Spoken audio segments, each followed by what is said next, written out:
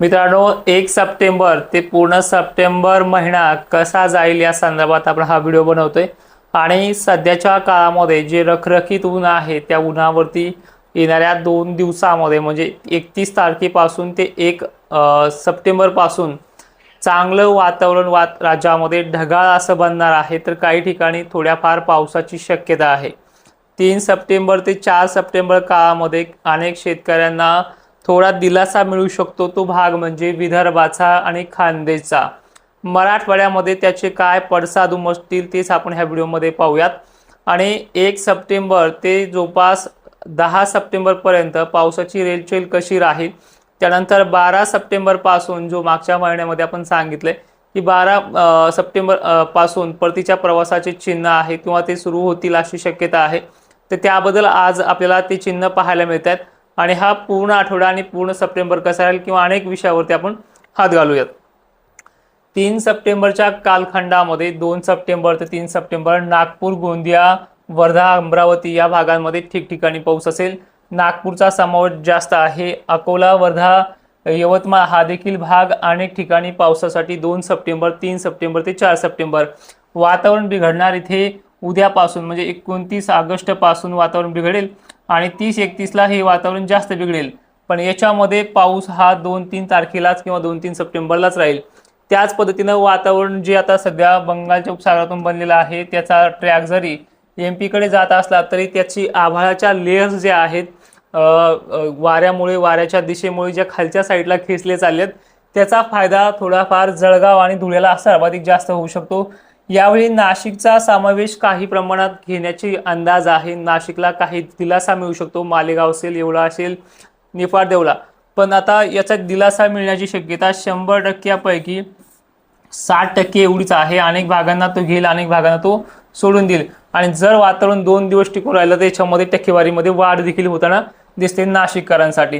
संभाजीनगरला, छत्रपती संभाजीनगरला, अहिल्यानगरला, परभणीला, नांदेडला, लातूरला, बीड आणि जालन्याला, त्याचबरोबर वाशिम, हिंगोलीसह परिसराला 2 सप्टेंबर पासून वातावरण चांगलं बिघडणार आहे। ते 6 सप्टेंबर पर्यंत असल्यामुळे ह्या 3 दिवसाच्या कालावधीमध्ये अनेक जणांना सटकारे विटकारे पाहायला मिळू शकतात। 5-6 दिवसाचा हा कालावधी असेल 2 सप्टेंबर पासून ते 5-6 तारखेपर्यंत, म्हणजे एकंदरीत 4 दिवसाच्या कालावधीमध्ये अनेक भागांना वातावरणाचा परिणाम पाहता भाग बदलत पद्धतीनं पण काही 40% व्याप्तीचा याच्यामध्ये शेड्यूल दिसतोय या येणाऱ्या 30 सप्टेंबरच्या आणि या ट्रॅकच्या दरम्यानमध्ये। अहिल्यानगरमध्ये काही तुरळक भागांमध्ये पाऊस असेल। पंढरपूरमध्ये मोजक्या ठिकाणी, सोलापूर, लातूर, दक्षिण भाग बरा, रेणापूर परिसर बरा, धर्माबाद परिसर बरा, पालम, पूर्णा भाग काही प्रमाणात, दिलगुर वगैरे भाग बरा। परभणीमध्ये गंगाखेड, सोनपेठच्या काही गावखेड्यांना घेतच राहतो प्रत्येक वेळेस सटकारे बिटकारे होईना, त्यावेळेस ह्या 3 आणि 4 सप्टेंबरच्या दरम्यान आहे। पण आता सगळ्यात महत्त्वाचा मुद्दा म्हणजे असा आहे की हे जे काही वातावरण बनणार आहे या वातावरणामध्ये अनेकांचं जे काही पीक सुकतंय, करपतंय, पाणी दिलं तरी 2 दिवसात आटतंय समजा, अशा शेतकऱ्यांना फक्त एवढाच याच्यामध्ये एक रिझल्ट आहे, एक फायदा आहे, तो देखील आपण समजून सांगूयात की येणाऱ्या उद्यापासून म्हणजे 29 ऑगस्ट पासून वातावरणामध्ये ढगाळ वातावरणाची ढगांच्या गर्दीची वाढ जी आहे ती होताना दिसते। आणि त्यामध्ये वर्धा, यवतमाळ, चंद्रपूरचा नंबर जास्त आहे, नांदेडचा देखील आहे 29 ऑगस्ट पासून म्हणजे उद्यापासून। आणि त्यानंतर ही परिस्थिती 30 किंवा 31 ऑगस्टला ही जास्त वाढणार आहे। एकंदरीत संपूर्ण महाराष्ट्रात ढगाळ वातावरण, दिवस न दिसणं किंवा दिसलं तर 1-2 घंट्यासाठी सूर्यदर्शन दिसणं, हे फक्त मराठवाडा, विदर्भ आणि जवळपास थोडंफार अहिल्यानगर, सोलापूरला असेल। या काळात गरमीनं जर साथ दिली ह्या 30 ऑगस्टला आणि 31 ऑगस्टला तर याच्यामध्ये वातावरणामध्ये स्थानिक पावसाची देखील चान्सेस मिळू शकतात, ते पण संध्याकाळच्या वेळेला ह्या 30 आणि 31ला। पण हे एवढे कन्फर्म नाहीत कारण की वारे दिवसभर जोराने राहतात आणि त्या काळामध्ये होते। त्याचबरोबर हे वातावरण पूर्णपणे बंगालच्या उपसागरातल्या बाष्पामुळे येते आणि त्यामुळे संध्याकाळी आलेलं वातावरण जास्त ते अनेक वेळेस काही गावखेड्यांना फायदेशीर ठरलेलं आहे। त्यानंतर आता मेन विषयाकडे येतोय, जो वातावरणाची क्रेज आहे, या पश्चिमी वाऱ्याला आपण तंग झालो आहे, त्या पश्चिमी वाऱ्याबद्दल काय बोलूयात ते देखील पाहूयात। हे जे काय आहे भारताचा संपूर्ण नकाशा आपल्यापर्यंत मांडलेला आहे। सध्या जे काही पश्चिमी वारे पूर्वेकडे आपला प्रभाव टाकतात आणि काही ठिकाणी सार्क्युलिक सर्क्युलेशन बनतंय आणि त्याचा प्रभाव पूर्ण MP कडे पळतोय. तर आता ह्या वाऱ्याला जवळपास अनेक भागांमध्ये जर पाहिलं आपण तर अनेक भागामध्ये आपण जर पाहिलं तर हे वारे कमजोर व्हायला कमीत कमी 8 सप्टेंबर ते 11 सप्टेंबरचा कालावधी घेणार आहे. हे वारे जवळपास पूर्णपणे थांबण्यासाठी 8 किंवा 11 सप्टेंबरच्या कालखंडामध्ये हे वारे इथून इकडनं डायरेक्टली परतीचा प्रवास सुरू करतील आणि महाराष्ट्रामध्ये हा परतीचा प्रवास कमीत कमी 12 सप्टेंबरच्या आसपासमध्ये तरी हा परतीचा प्रवास सुरू करण्याचे चान्सेस आहेत. एकंदरीत हे चित्र जर आपण पाहिलं तर हे पश्चिमी वारे ज्या प्रकारे लो प्रेशरला वरती ढकलण्याचा प्रयत्न करतात, प्रत्येक कुठलंही लो प्रेशर जर आलं त्याची पूर्ण डायरेक्शन ठरलेलंच जातं की MP वगैरे भाग, राजस्थान भाग, हे जे काही पट्टे त्याचे होत राहतात.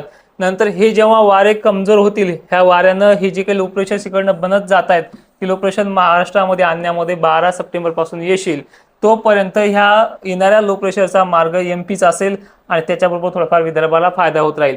आता 3 सप्टेंबरला आणि 4 सप्टेंबरला आपण स्थानिक लेवलचा किंवा अनेक ठिकाणी जो पाऊस सांगतोय तो फक्त गोंदिया, चंद्रपूर, नाशिकमध्ये काही ठिकाणी, छत्रपती संभाजीनगर काही ठिकाणी जरता आणि तळचा विषय आहे.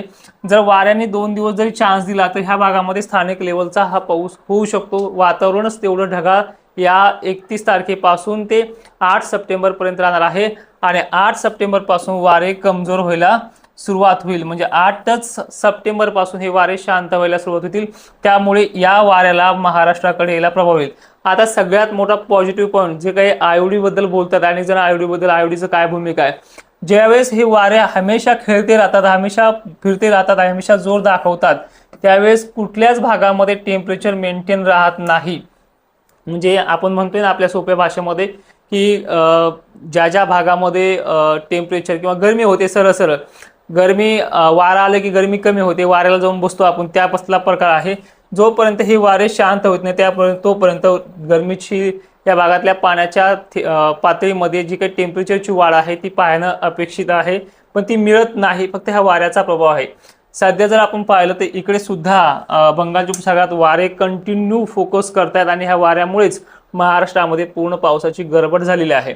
तर हे वारे कमीत कमी 8 सप्टेंबरपर्यंत शांत नाहीत, पण तोपर्यंत लो प्रेशर्स कंटिन्यू MP कडे येत राहतील आणि एखाद्या लो प्रेशरचा प्रभाव जो मी आता सुरुवातीला सांगितला 3-4चा, तो खानदेश विदर्भाला काही भागांना साथ देऊ शकतो आणि त्याच्यामधनं जे आलेलं बाष्प आहे तो मराठवाड्याला आणि दक्षिण महाराष्ट्राला साथ देण्याची शक्यता आहे.